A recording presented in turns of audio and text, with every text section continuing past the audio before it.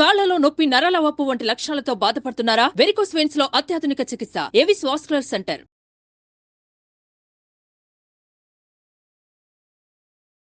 నమస్కారం ప్రియా చౌదరి గారు. నమస్తే అమ్మా.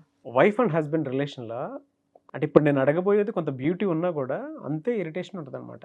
ఏంటంటే హ్యాపీగా మొగుడు బయటికి వెళ్తానంటే, లేదా ఇప్పుడు జాబ్ చేసేటువంటి వాళ్ళు చాలా రోజుల తర్వాత ఊరు వెళ్ళి అమ్మని చూడడానికి వెళ్తానంటే నీట్గా అన్నీ సర్దిచ్చేసి కార్లో ప్యాక్ చేసేసి బయటికి పంపించేస్తారు. లేదా ఎక్కడైనా బయట ఫంక్షన్స్కి వెళ్తానన్నా, లేదంటే ఇంకెక్కడన్నా అకేషన్ లాంటిది ఏమైనా ఉంది అని అంటే నీట్గా బయట పంపిస్తారు, ప్యాక్ చేసి సరే వెళ్ళేసి రాని. వైఫ్ చేసే పని పంపించేసిన తర్వాత ఇంక స్టార్ట్ అవుద్ది మెసేజ్లో. ఎక్కడి దాకా వెళ్ళావు, ఏది ప్రతి 10 నిమిషాలకి call message WhatsApp video call.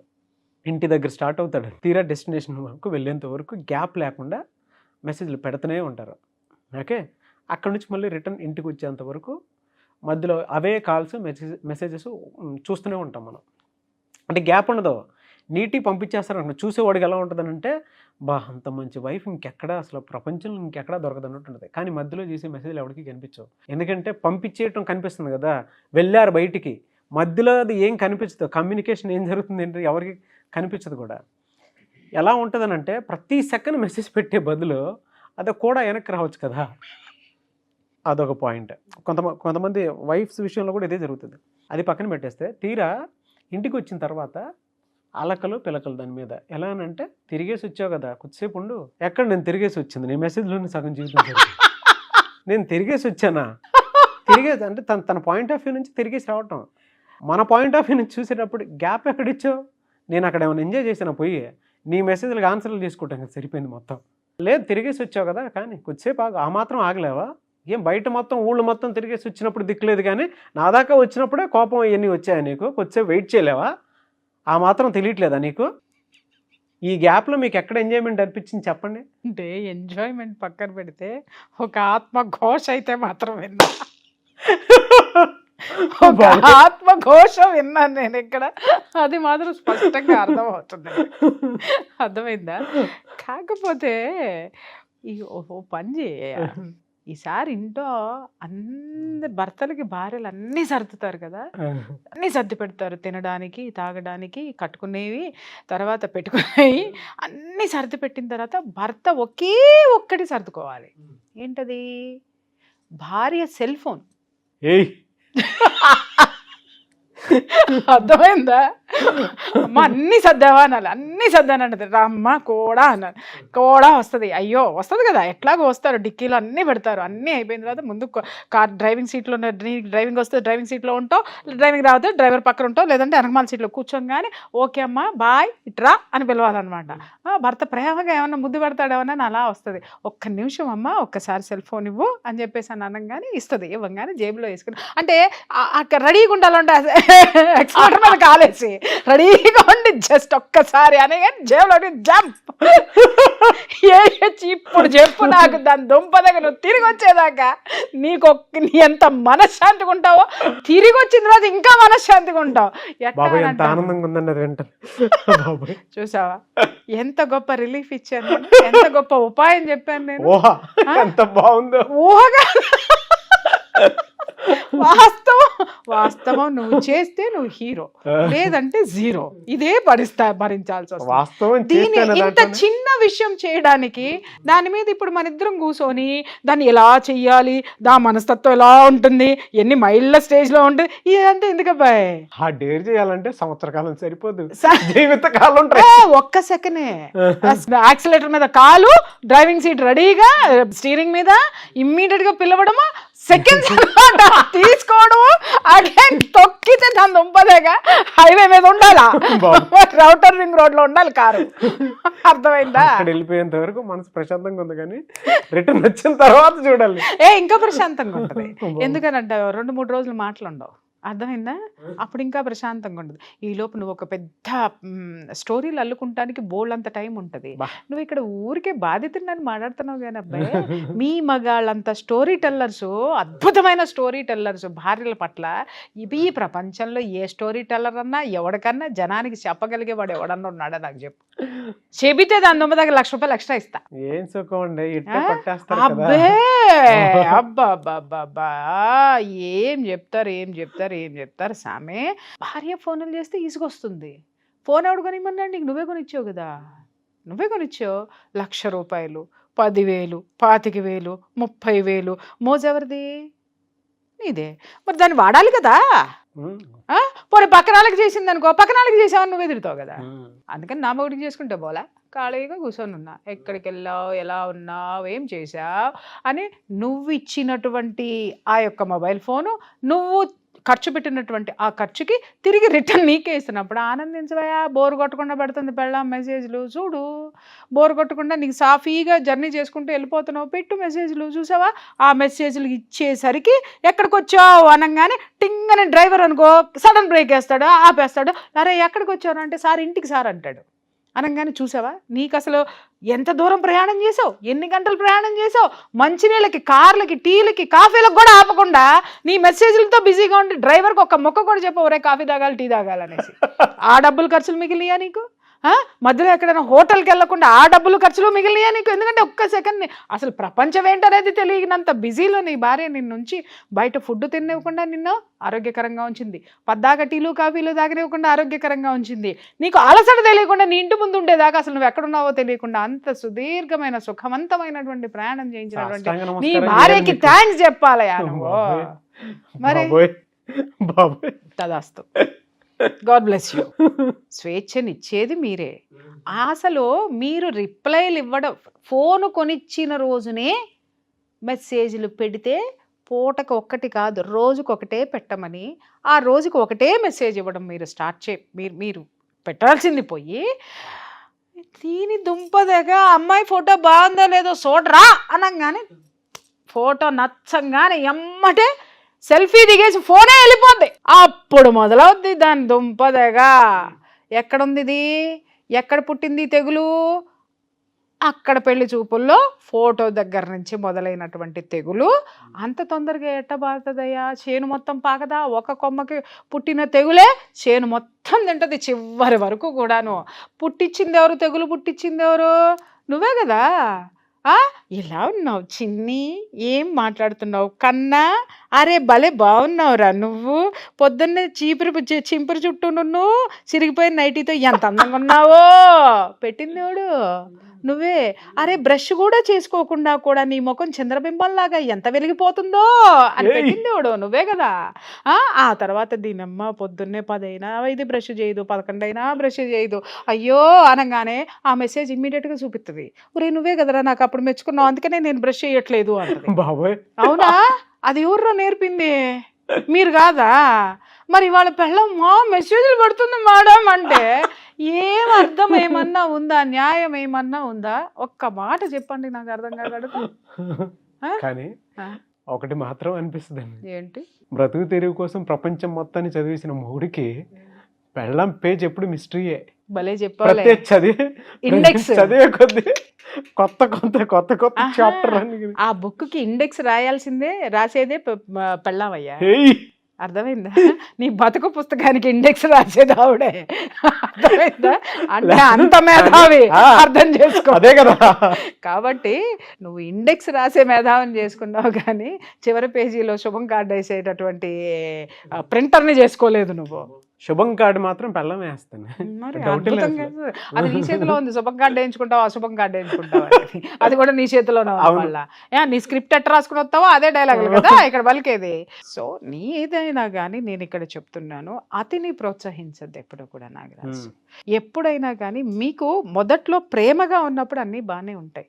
ఇక్కడ ఎక్కడ మొదలవుతుందంటే పెళ్ళైన కొత్తల్లోనో లేకపోతే పరిచయం అయినప్పుడో ఉన్నటువంటి ఈ జాడ్యము, ఒకళ్ళ గురించి ఒకళ్ళు గంటలు మాట్లాడు మాట్లాడుకోవాలి, ఉంటే బాగుండు. ఎందుకంటే అప్పుడు ఆ లోపల కొన్ని ఓడతాయి కదా, హ్యాపీ హార్మోన్స్, ఆ, లవ్ హార్మోన్స్. ఆ హార్మోన్స్ సాటిస్ఫాక్షన్, ఆ హార్మోన్స్ ఊరుతానే ప్రవహిస్తూనే ఉంటాయి ఒంట్లో, ఎక్కడ ఆగిసావు అయ్యి. సో వాటి కంట్రోలింగ్ కోసము అవి మన చేత ఇలా పరిగెట్టిస్తాయి, మెసేజ్ల రూపంలోనూ, ఇంకొక రూపంలోనూ, సెల్ఫీల రూపంలోనూ, ఇంకోటి. అలా ఏమవుతుంది, సరదాగా మొదలుపెట్టినటువంటి ఒక పెగ్గు మందు చివరికి వచ్చేసరికి లివర్స్ చెడిపోయి ఆ తర్వాత ఎక్కడికి చేరతారు, హరిశ్చంద్ర ఘాటికి చేరతారు. అంతే కదా. ఆ విధంగా ఇక్కడ ఏమవుతుందనంటే దేన్ని ప్రోత్సహించాలి, ఏదైనా మితంగా ఉండాలయ్యా. అతి సర్వత్రా అతి వర్జేత్ లాగా. సర్వత్రా వర్జయేత్. అది భార్యలు కూడా తెలుసుకోవాల్సినటువంటి అవసరం ఉందమ్మా. మీరేం చేస్తున్నారు అనంటే, నా భర్తే కదా, నా భర్త మీద సర్వ హక్కులు ఉంటాయని మీరు అనుకుంటున్నారు. ఉన్నాయి, కాదని అనట్లా. నీ భర్త మీద ఎప్పుడు సర్వ హక్కులు నీకుంటాయంటే, నీ భర్త నీ హక్కుల్ని హరించినప్పుడు, నీ భర్త నీ స్థానాన్ని దిగజార్చినప్పుడు, నీ భర్త నీకు కాకుండా పోయినప్పుడు, తన దుంపదగ గుంజి కిందకేసి కొట్టండి, గుంజి తీసుకురండి, ఏ చట్టం కూడా ఏమీ మాట్లాడడానికి అవకాశం లేదు. కానీ ఆ చట్టం బోను కోర్టు మెట్లు ఎక్కేదాకా మీ యొక్క స్థితితోటి హక్కుల రూపంలోనో, ఇంకొక రూపంలోనో ఇట్లా భయంకరంగా వాళ్ళని టార్చర్ పెట్టి కనీసం మనశ్శాంతి లేకుండా, ఇప్పుడు ఈ పెద్ద మనిషే ఉన్నాడు, పొద్దున్నే లెగిస్తే ఆ బ్రెయిన్కి ఎంత పని ఉంటుందో తెలుసా, చాలా పని ఉంటుంది. ఎంతమందిని ఇంటర్వ్యూ చేయాలి, వచ్చేవాళ్ళు డిఫరెంట్ ప్రొఫెషన్లో ఉంటారు. ఆ ప్రొఫెషన్కి సంబంధించినటువంటి సబ్జెక్టు బ్రెయిన్లో పెట్టుకోవాలి. వీళ్ళ నుంచి నేను ఏ విధమైనటువంటి సబ్జెక్టు తీసుకుంటే అది జనానికి వెళ్తుంది, ఆ జనానికి వెళ్ళినటువంటి సబ్జెక్టుని ఏ విధంగా నేను బిజినెస్ చేయాలి, బిజినెస్ చేసిన తర్వాత నేను జనాల్లో దాన్ని పోకుండా ఎలా కాపాడుకోవాలి, ఆ తర్వాత ఇక్కడ ఉన్నటువంటి ఇంతమంది స్టాఫ్కి నెలకు వచ్చేసరికి కొన్ని లక్షల రూపాయల జీతాలు ఇవ్వాలి, రోజు మెయింటెనెన్స్ ఖర్చులు ఉన్నాయి, నెలకి ఇంత సంపాదించాలి, ఆ సంపాదనని నేను ఖర్చు పెట్టడానికి నేను ఎంత చేయాలి అనేటటువంటి ఆలోచనలు ఎంత ఉంటాయో ఇలాగే ప్రతి ఒక్క భర్తలోనూ ఉంటాయి. అది ఉన్నప్పుడు వాళ్ళకి కావాల్సినంత ప్రైవసీ ఇవ్వండి. అంటే పని చేసుకునే ప్రైవసీ అమ్మ, దేన్నో తీసుకుని పోయే ప్రైవసీలు కాదు, స్పష్టంగా చెప్తున్నా. ఓకే, ఆ ప్రైవసీలు మీరు ఇవ్వండి. ఇచ్చినప్పుడు ఎప్పుడైనా సరే భర్త నా భార్య ఏం చేస్తుందో అని ఒక మెసేజ్ పెట్టేటటువంటి ఆ ప్రేమని మీరు ఇవ్వండి. ఎప్పుడు ఇస్తారు అంటే, ప్రేమని తీసుకొని ఎదవలు కూడా కొంతమంది ఉంటారమ్మా, ప్రేమ తెలియని ఎదవలు కొంతమంది ఉంటారు, వాళ్ళ గురించి నేను మాట్లాడలేదు తల్లి. నా భార్య మాట్లాడితే బాగుండు, నా భార్యని హక్ చేసుకుంటే బాగుండు, అరే నాకు ఇంత కష్టం వచ్చింది, దాని దగ్గర దాని ఒళ్ళో మాత్రమే నేను సేదతీరగలను అనేటటువంటి పాజిటివ్ నేచర్ తోటి మీరు ఉండండి. ఉన్న రోజున మీ మధ్య ఎప్పుడూ కూడా పొరపచ్చాలు, తారతమ్యాలు రానే రావు. వెధవల గురించి నేను మాట్లాడటం లేదు ఇక్కడ. ఓకే, స్వార్థపరుల గురించి నేను మాట్లాడడం లేదు ఇక్కడ. ఎవరైతే భార్యని గౌరవిస్తారో, ఎవరైతే భార్యని ప్రేమిస్తారో, ఎవరైతే భార్యకి విలువనిస్తారో నాగరాజు, వీళ్ళందరూ కూడా ఆ సెక్టర్కి సంబంధించిన భార్యలంతా కూడా మీ భర్తలకి కావలసినంత వ్యక్తిగత స్వేచ్ఛనివ్వండి. దయచేసి వాడి బుర్ర మీరే తినేస్తే ఇక ప్రొఫెషన్ మీద ఎక్కడ ఖర్చు పెడతాడు? Profession is the priority of the life. Okay, ఆ ప్రయారిటీ అనేది లేకపోతే మీ జీవితం ఎక్కడికి వస్తుంది చెప్పండి? నువ్వెక్కడున్నావు, నువ్వేం చేసావు నాకు తెలుస్తూనే ఉంటుంది. ఇక్కడ కూర్చొని ఎంత టెన్షన్లు పడతాడో, నేను అప్పుడప్పుడు ఎంత హెచ్చరిస్తూ ఉంటానో నాగరాజు ఎనర్జీ డౌన్ అవుతున్నాయి, నువ్వు ముందు ప్రకృతిలోకి పద, నువ్వు ముందు 4 రోజులు పద, పలానా చోటుకి వెళ్ళు, నేను నీకు అడ్రస్ ఇస్తాను, నువ్వు అక్కడ డీటాక్స్ అయ్యిరా, బాడీ డీటాక్స్ చేయి, మైండ్ డీటాక్స్ చేయి, నువ్వు మెడిటేషన్ అవసరం, నీకు హీలింగ్ అవసరము. ఈ మధ్య నాకు చూసి చాలా మందికి నేను హీలింగ్ ప్రాసెస్ కూడా స్టార్ట్ చేశాను నాగరాజ్ గారు. జాయిన్ అవ్వాలనుకుంటే మెడిటేషన్ క్లాసెస్ జాయిన్ అవ్వచ్చు. ఎగ్జాక్ట్లీ, మెడిటేషన్ క్లాసెస్ ఉన్నాయి, ప్లస్ ఓవర్ యాంగ్జైటీస్ వీటి నుంచి వచ్చే వాళ్ళకు కూడా నేను హీలింగ్ క్లాసెస్ కూడా ప్రొవైడ్ చేస్తున్నాను. Healing sessions, not classes. ఇక్కడ ఏ తొక్కలో నా కొడుకన్నా దూరి హీలింగ్ అంటే ఏంటో నాకు ప్రూవ్ చెయ్యి అంటే చెప్పు తెగిపోద్ది. వాడికి ప్రూవ్ చేయాల్సిన అవసరం నాకు లేదు. నా దగ్గరికి వచ్చినటువంటి క్లయింట్స్ ఎవరైతే ఉన్నారో వాళ్ళు తెలుసుకోగలిగితే చాలు, వాళ్ళకి ఆ విధమైనటువంటి స్పిరిచువల్ ఎనర్జీని ఇచ్చేటటువంటి సెషన్స్ కూడా నేను స్టార్ట్ చేశాను ఆల్రెడీ. ఇలా ఒక మనిషి ఒక సంస్థని నడపాలి అన్నా, లేకపోతే తనకున్న ఉద్యోగం చేయాలన్నా, లేదా టీ అమ్ముకునేవాడికి కూడా ఒక టార్గెట్ ఉంటుంది. వాడు సాయంత్రం వచ్చేసరికి ఇన్ని కప్పులు అమ్ముకొని రావాలి, ఆ కప్పులు అమ్ముతేనే వాడు ఇంటికి వెళ్ళి భోజనం పెట్టగలుగుతాడు. నువ్వు నీ మెసేజ్లతోటి, లేకపోతే నువ్వు ఖాళీగా ఉన్నటువంటి an idles man brain is a devil's workshop అన్నట్టుగా, ఖాళీగా ఉండేటటువంటి మనిషి బుర్ర దెయ్యాలకి కార్ఖానా. ఆ దెయ్యాలు పనిచేస్తూ ఉంటాయి అన్నమాట దాంట్లో. ఓకే, దెయ్యాలు పనిచేయడం అంటే నెగిటివ్ థాట్స్. ఏం చేస్తున్నాడో, ఏమవుతున్నాడో, ఎక్కడికి వెళ్తున్నాడో ఏముండదు. నేను అడుగుతున్నాను, వీళ్ళ ఎనర్జీని పక్కన పెట్టండి అమ్మా, మీ ఎనర్జీని ఎందుకు వేస్ట్ చేసుకుంటారు? ఒక మంచి పుస్తకం చదవచ్చు కదా, ఒక మంచి థాట్ ప్రాసెస్ని క్రియేట్ చేసుకోవచ్చు కదా. అలాగే మీరు ఏదైనా మీకు ఇష్టమైనటువంటిది ఇంట్లో కూర్చొని చేసేటటువంటిది, లేదా మీ ఆఫీస్లో కూర్చొని మైండ్ డైవర్ట్ చేసుకోవచ్చు కదా.